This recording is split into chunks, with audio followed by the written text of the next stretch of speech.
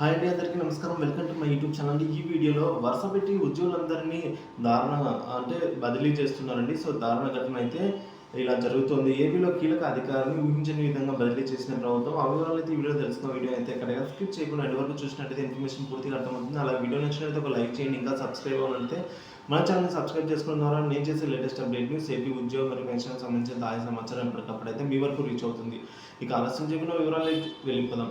కాకినాడ కలెక్టర్గా వైద్య కమిషనర్గా శ్రీనివాస్ గారిని అయితే బదిలీ చేశారండి. సో శ్రీనివాస్ స్థానంలో ఆరోగ్యశ్రీ సిఇఓ బాలాజీకి అయితే పూర్తి అదనపు బాధ్యతలు అయితే ఇచ్చిందండి రాష్ట్ర ప్రభుత్వం. అలాగే ఆరోగ్య సంక్షేమ కమిషనర్గా జె శ్రీనివాస్ని కాకినాడ జిల్లా కలెక్టర్గా బదిలీ అయ్యారు.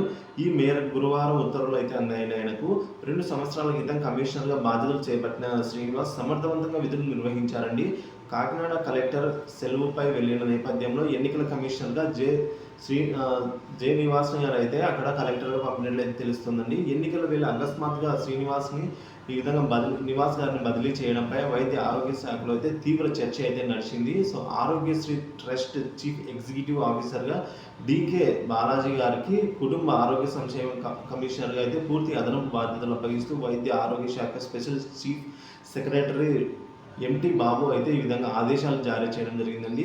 సో మనం చూసుకోవచ్చు, ఈ విధంగా అనూహ్యంగా అయితే బదిలీ అయితే చేయడం వల్ల వైద్య ఆరోగ్య శాఖ తీవ్ర చర్చ అయితే కూడా నడిచిందండి. నివాస్ గారిని ఈ విధంగా బదిలీ చేయడం వల్ల. సో ఎన్నికల ముందు ఈ విధంగా అయితే ఉద్యోగులను బదిలీ చేయడం అయితే జరుగుతుంది. ఇదండి ఇప్పటివరకు ఉన్న తాజా అప్డేట్ న్యూస్. ఏపీ ప్రభుత్వం ఉద్యోగులకు సంబంధించిన ఎప్పటికప్పుడు తాజా అప్డేట్ న్యూస్ కోసం మన ఛానల్ సబ్స్క్రైబ్ చేసుకుని అప్డేట్స్ అయితే ఫాలో అవుతుంది. Thank you for watching this video.